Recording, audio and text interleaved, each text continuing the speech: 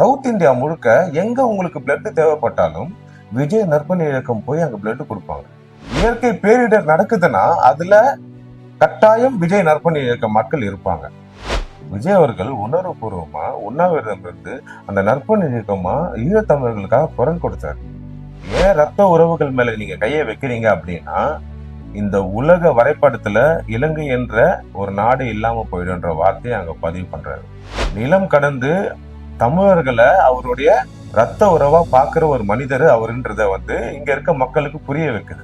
பல நடிகர்கள் இங்க அரசியல் தொடங்கி இருக்காங்க. இந்த அளவுக்கு ஆதரவு எம்ஜிஆருக்கு அடுத்தது விஜய் அவர்களுக்கு தான் இருக்கு. விஜய் அவர்களும் சமூகம் சார்ந்து செயல்பட்டுட்டே இருந்திருக்காரு. எல்லாருக்கும் ஒரு சின்ன ஆசை, இந்த மாதிரியான ஒரு மனுஷன் அரசியலுக்கு வந்தா நல்லா இருக்குமே அப்படின்ற ஆசை அவர் அரசியலுக்கு வந்த உடனே ஆதரவு பெருகுது. அரசியல் களத்துக்கு வரும்போது அந்த கெரியரின் உச்சம் அப்படின்னு ஒன்று சொல்றோம்ல, அதை விட்டுட்டு வந்திருக்காரு. கெரியரின் உச்சம்னா என்ன?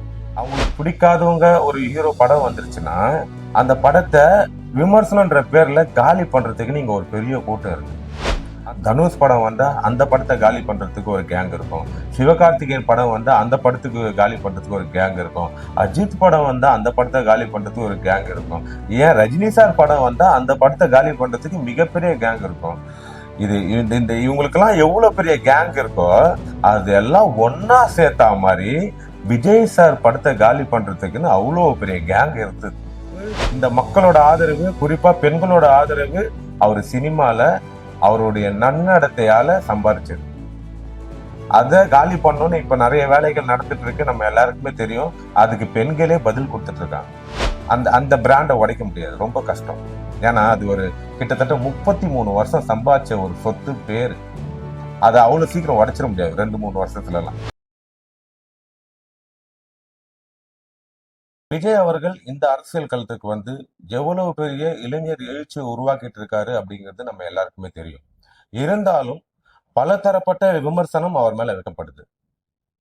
உச்சத்தை விட்டுட்டு வந்துட்டாரா, அவ்வளவு பெரிய வருமானத்தை விட்டு வந்துட்டாரா, அதெல்லாம் ஒரு பெரிய விஷயமா?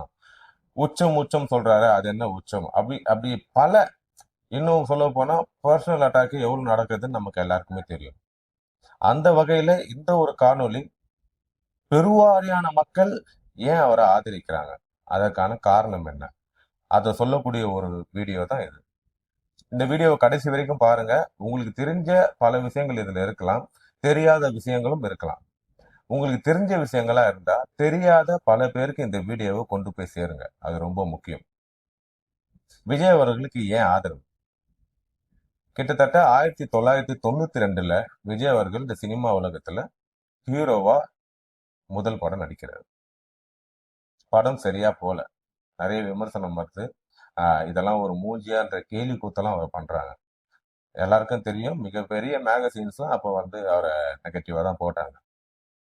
இருந்தாலும் அவர் தொடர்ந்து படம் நடிக்கிறாரு. சக்சஸ், படத்துல வெற்றி அடைஞ்சது அதெல்லாம் விட்டுருவோம். சமூகத்துல அவர் என்னென்ன செயல்பாடுகள் செஞ்சுட்டு இருக்காரு. இல்ல, குஜராத் பூகம்பம் நடக்குது. அந்த பூகம்பத்துக்கு அந்த மனுஷன் என்ன பண்றாருன்னா, அவர் ஒரு தொகைய டொனேஷனா கொடுத்துட்டு மக்கள் கிட்ட தெரு தெருவா போய் உண்டியல் ஏந்தினாரு. மக்கள் கிட்ட டொனேஷன் கலெக்ட் பண்ணாரு.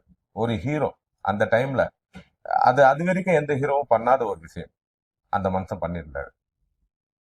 அப்படியே பாத்தீங்கன்னா 2009ல அது வரைக்கும் ஓகே, ஒரு நடிகரா ரசிகர்களை வச்சு ஒரு சின்ன சின்ன உதவிகள் செஞ்சுட்டு இருந்த ஒரு மனிதர் 2009ல அபிஷியலா விஜய் நற்பணி இயக்கமா மாத்துறாரு.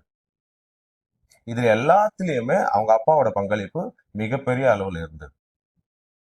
2009ல நற்பணி இயக்கமா மாத்தி அந்த நற்பணி இயக்கம் செய்யாத சேவைகளே கிடையாது. குறிப்பா அந்த ரத்தம், பிளட் டொனேட். சவுத் இந்தியா முழுக்க எங்க உங்களுக்கு பிளட் தேவைப்பட்டாலும் விஜய் நற்பணி இயக்கம் போய் அங்க பிளட் கொடுப்பாங்க. அவ்வளவு ஷார்ப்பான ஒரு கட்டமைப்பா இருந்தது. ஒரு ஒரு ஒரு இயற்கை பேரிடர் நடக்குதுன்னா அதுல கட்டாயம் விஜய் நற்பணி இயக்க மக்கள் இருப்பாங்க. உணவு கொடுக்கறதோ, இந்த நிவாரண பொருட்கள் கொடுக்கறதோ, இது எல்லாத்துலயுமே அவங்க பங்களிப்பு இருக்கும். இந்த ஈழத்தமிழர்களோட அந்த படுகொலைக்கு சினிமா திரையுலகம் ஒரு பக்கம் மிகப்பெரிய போராட்டத்தை முன்னெடுக்கிறாங்க. விஜய் அவர்கள் உணர்வுபூர்வமா உண்ணாவிரதம் இருந்து அந்த நற்பணி இயக்கமா ஈழத்தமிழர்களுக்காக குரல் கொடுத்தாரு. அதுல அவர் பதிவு பண்ண அந்த வார்த்தை ரொம்ப ரொம்ப ரொம்ப ரொம்ப முக்கியம். ஏன் ரத்த உறவுகள் மேல நீங்க கையை வைக்கிறீங்க அப்படின்னா, இந்த உலக வரைபடத்துல இலங்கை என்ற ஒரு நாடு இல்லாம போயிடும்ன்ற வார்த்தையை அங்க பதிவு பண்றாரு. அது என்ன புரிய வைக்குது? நிலம் கடந்து தமிழர்களை அவருடைய ரத்த உறவா பாக்குற ஒரு மனிதர் அவருன்றத இங்க இருக்க மக்களுக்கு புரிய வைக்குது. உலகம் முழுக்க இருக்கிற தமிழர்கள் எல்லாருமே அவருடைய ரத்த சொந்தமா பாக்குறாருன்றது புரிய வைக்குது. அதை தொடர்ந்து பல போராட்டங்கள் தமிழ்நாடு சார்ந்து என்னென்ன போராட்டங்கள், குறிப்பா காவேரி பிரச்சனையா இருக்கட்டும், ஜல்லிக்கட்டு பிரச்சனையா இருக்கட்டும், எல்லாத்துக்குமே முதல் குரல் இந்த டிமானிட்டேஷன் வரும்போது மக்கள் எல்லாமே ஏடிஎம் வாசல்ல ரொம்ப நொந்து நூடுல்ஸா வரும்போது இந்த மனுஷன் தான் முதல் ஸ்டேட்மெண்ட் கொடுக்கிறாரு. இது தேவையான்னு கேட்டாரு. இதனால என்ன பாதிப்பு, எளிய மக்கள் தான் பாதிக்கப்படுறாங்கன்றத பதிவு பண்ணாரு. இப்படி பல இடங்கள்ல அவருடைய செயல்பாடுகள், சமூகத்தை சார்ந்து என்னென்ன செயல்பாடுகள் நடந்திருக்கு அப்படின்றத பாக்குறோம். அப்போ அதன் பொருட்டு தான் மக்கள், நம்ம தமிழ்நாட்டு மக்கள் சாதாரண ஆட்கள் கிடையாது. பல நடிகர்கள் இங்க அரசியல் தொடங்கி இருக்காங்க. இந்த அளவுக்கு ஆதரவு எம்ஜிஆருக்கு அடுத்தது விஜய் அவர்களுக்கு தான் இருக்கு. எம்ஜிஆருக்கு ஏன் இருந்தது? அவர் சூப்பர் ஸ்டார் கேட்டகரியா இருந்தாலும் சமூகம் சார்ந்து அவர் செயல்பட்டுட்டே இருந்தார். திமுகன்ற இயக்கத்துல மக்களுக்காக குரல் கொடுத்துட்டே இருந்தாரு. அவர் கட்சி தனியா தொடங்கும் போது அந்த ஆதரவு அதிகரிக்குது. அதுதான் விஜய் அவர்களும் சமூகம் சார்ந்து செயல்பட்டுட்டே இருந்திருக்காரு. எல்லாருக்கும் ஒரு சின்ன ஆசை, இந்த மாதிரியான ஒரு மனுஷன் அரசியலுக்கு வந்தா நல்லா இருக்குமே அப்படின்ற ஆசை அவர் அரசியலுக்கு வந்த உடனே ஆதரவு பெருகுது. அவர் மக்களுக்காக இன்னும் ஸ்ட்ராங்கா நிக்கிறாரு அப்படின்னு தெரிஞ்ச உடனே அந்த ஆதரவு அதிகரிக்குது. இதெல்லாம் விட்டுருவோம். இப்போ இந்த கரண்ட் பிரச்சனை, இப்போ இந்த அரசியல் களத்துக்கு வரும்போது அந்த கெரியரின் உச்சம் அப்படின்னு ஒன்று சொல்றோம்ல, அதை விட்டுட்டு வந்திருக்காரு. எதை கரியரின் உச்சம்னு சொல்றோம்?